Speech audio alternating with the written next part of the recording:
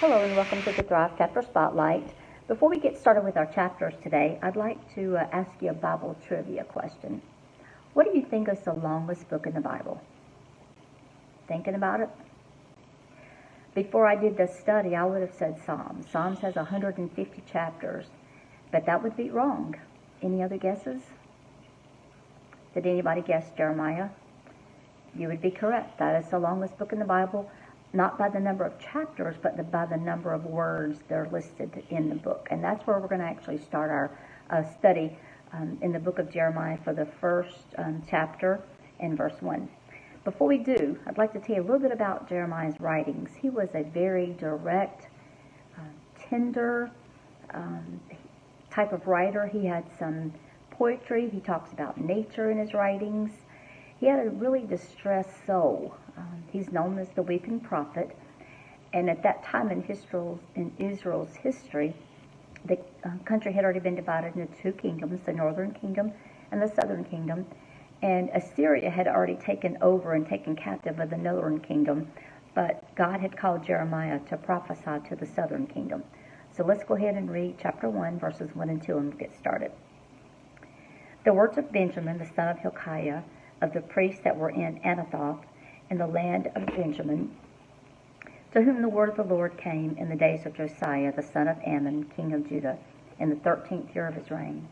Prior to Josiah's reign here, the people of Israel, specifically Judah we're talking about, had started worshiping false gods, and God was going to use Jeremiah to prophesy and to bring judgment upon them. Verse 2, verse 2 tells us that Josiah had been king for 13 years before Jeremiah was called. So Jeremiah had grown up under Josiah's kingship. And you would think that they could have gotten close. We know that in 2 Chronicles chapter 35, verses 25, it says that when Josiah died, Jeremiah mourned. Verse 3 tells us that Jeremiah prophesied over Judah for 40 years, from the time he was called to prophecy until Judah was taken captives by the Chaldeans. Verse 5 is a very familiar verse. We've all read it many, many times. Let's read it together again. Before I formed thee in the belly, I knew thee, and before thou camest forth out of the womb, I sanctified thee and ordained thee a prophet unto the nations.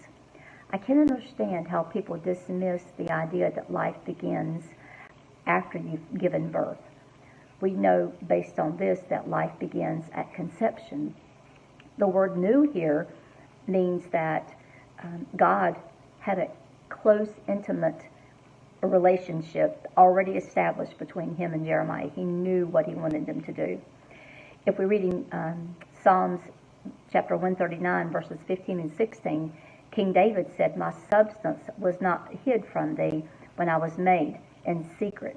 Verse 16 there says, God saw him even before he was born. So we know that God had a particular, specific something he needed Jeremiah to do. If you look at verse 5, it also tells us that God sanctified and ordained Jeremiah before he came out of the womb. Sanctified here means to be set apart for a specific purpose. Do you know that God has set you apart for a specific purpose? He does. Everyone that's born, he has something for them to do that will bring God glory. He'll never force us to, because we have a free will.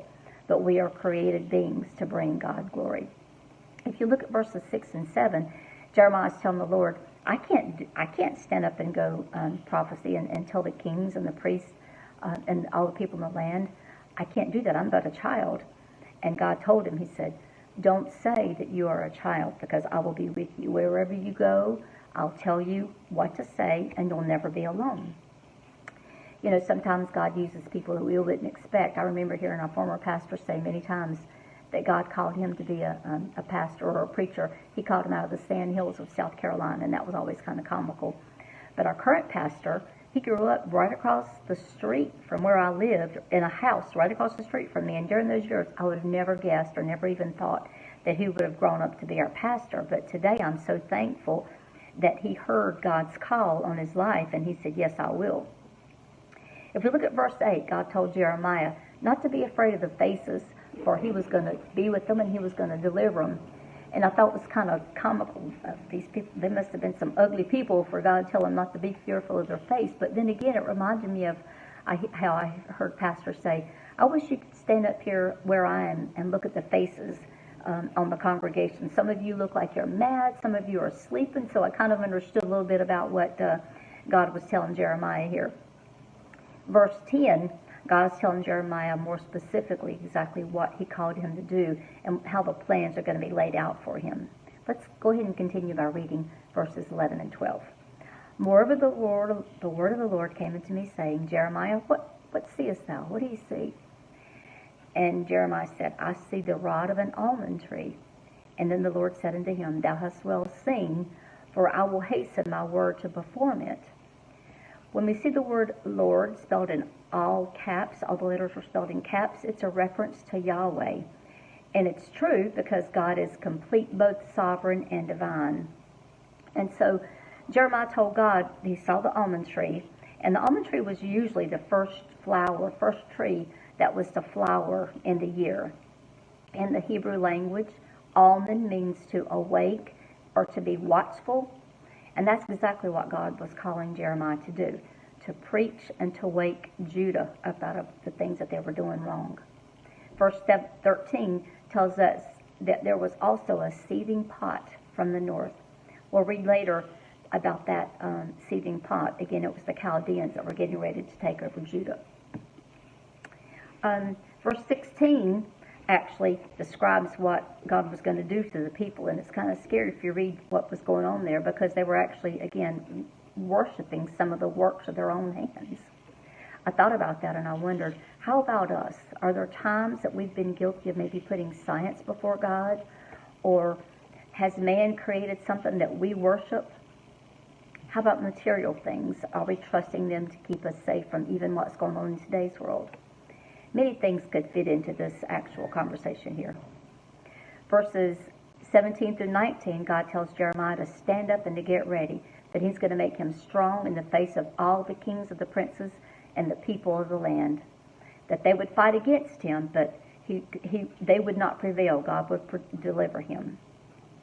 Jeremiah is an inspiration to all of us. God may call you to do things that we don't feel adequate or skilled to do, but just like Jeremiah, he promises to be with us. I thank the Lord daily for an opportunity to do something for him, and I pray that this and all the other things that I do in my life will bring glory to him, because that's why he created me. Thank you for joining. See you the next time.